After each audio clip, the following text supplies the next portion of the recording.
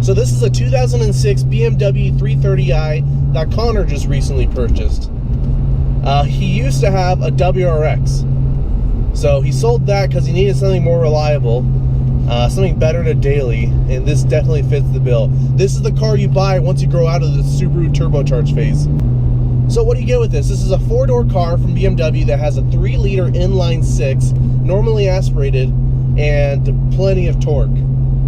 Looking at the rating, I think the horsepower rating is around 250-ish. Yep. And you think about it, and you get in the car and you think it's going to be really slow. But I swear to God, low-end torque starts right at idle.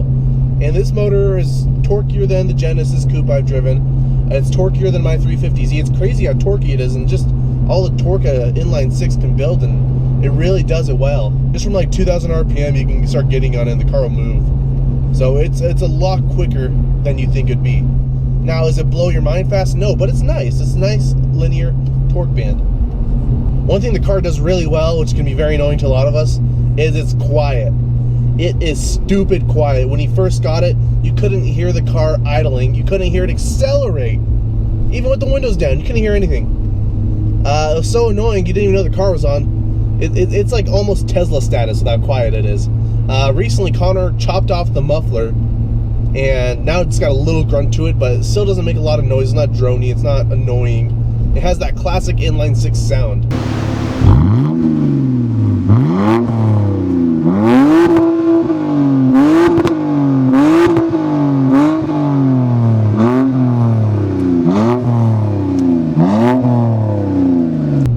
This car as a whole does high speed very well.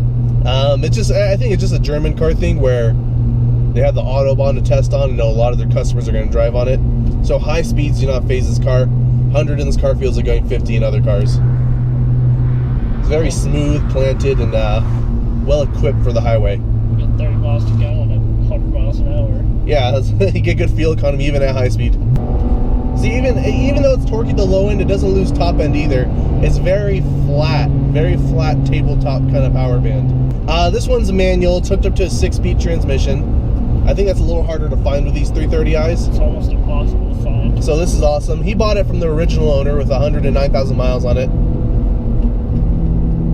There's some body roll. This car's deceiving in the canyon, actually, because you're going a lot faster than you think you are. And the chassis doesn't match it quite as well. Not that it's a bad chassis and a bad handling car. It's good, but it's dialed for comfort and not for performance. So yeah, it'll hug corners, but you'll be sitting at 45 degrees through the whole corner.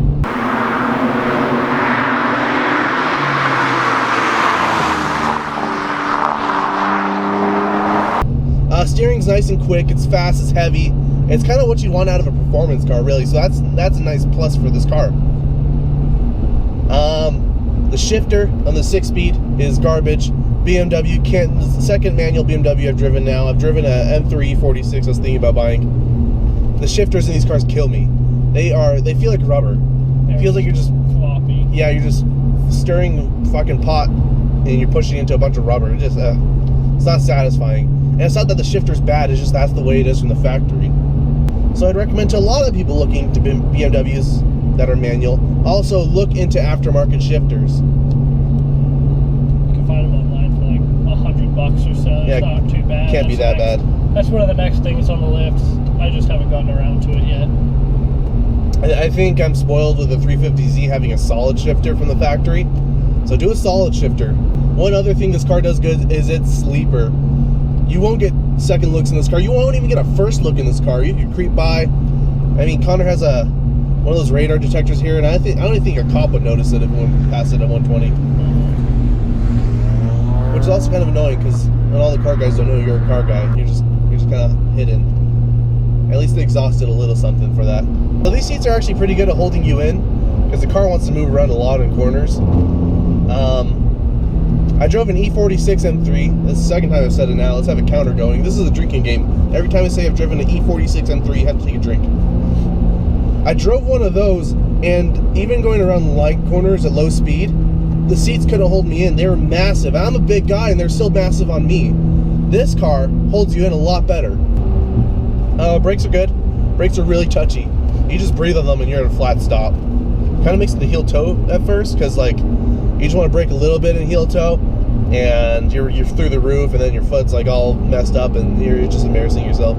Takes a little bit getting used to, but after like a couple minutes of driving, I'm used to it.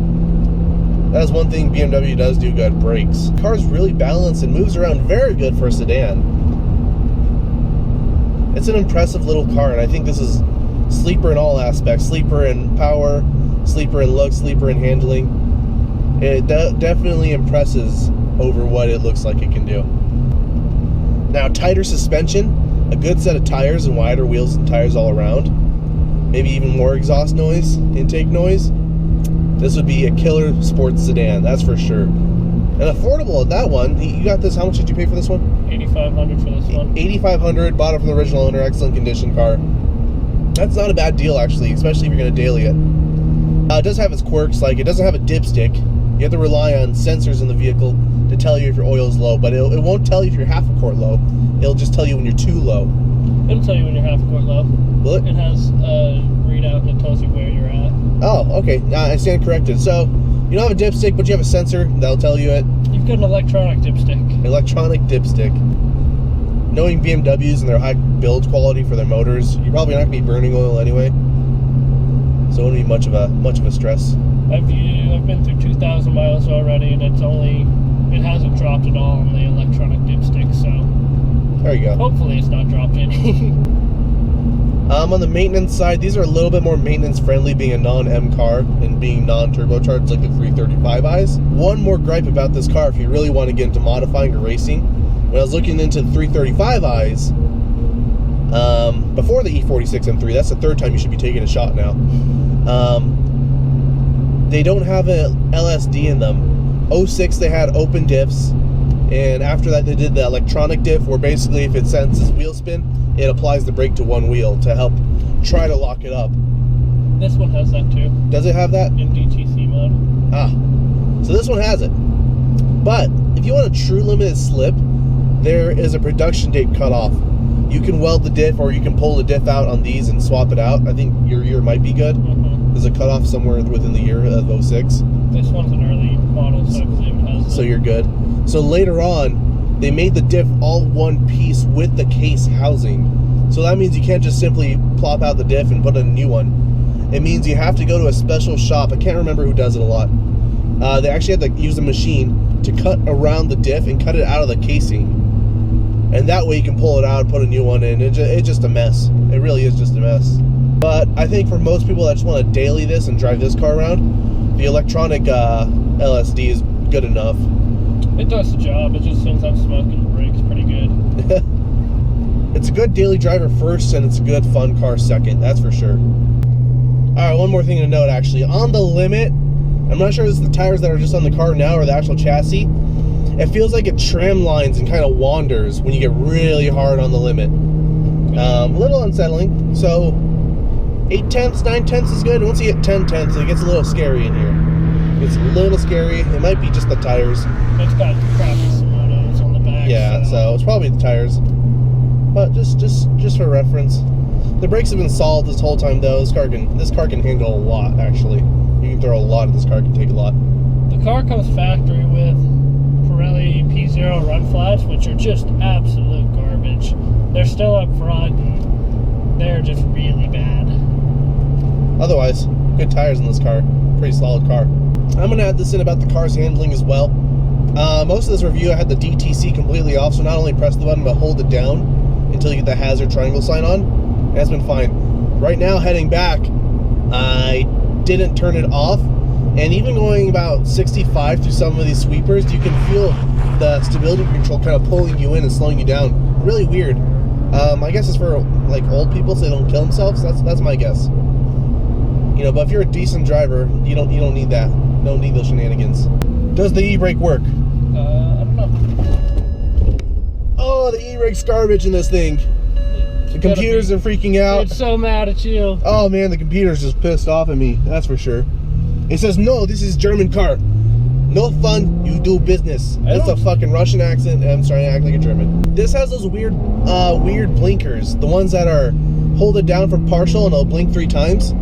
Click it down all the way and it retracts automatically. And it'll leave the left or right blinker on permanently until you make your turn. Or if you I think, oh no, if you click up to the right, it won't work. If you click up, If you do a partial click either direction, then it will also retract. Anyway, we found a secluded place for me to kill Connor in the forest. yay. So I'm going to finish up with that. Anyway, if you guys like the review, leave a comment, leave a like. Thanks for watching, guys. More reviews coming this year. School is coming to an end. I'm going to have more time to do the reviews.